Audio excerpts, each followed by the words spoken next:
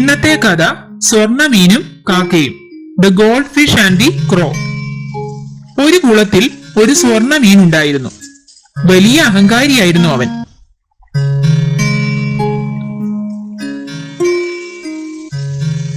അയ്യയ്യേ, നിങ്ങളെയൊക്കെ കാണാൻ ഒരു ഭംഗിയുമില്ല.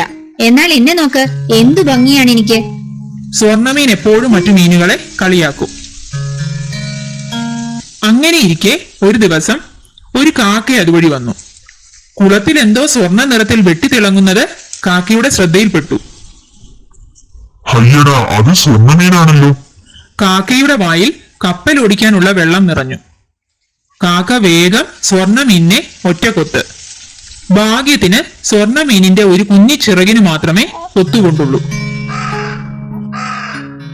ഏതായാലും സ്വർണമീനിന് നന്നായി വേദനിച്ചു. തനിക്ക് സ്വർണ്ണ നിറമുള്ളത് കൊണ്ടാണ് കാക്ക കൊത്താൻ വന്നതെന്ന് സ്വർണമീനിന് മനസ്സിലായി. അതോടെ സ്വർണമീനിന്റെ അഹങ്കാരമെല്ലാം പമ്പ കടന്നു.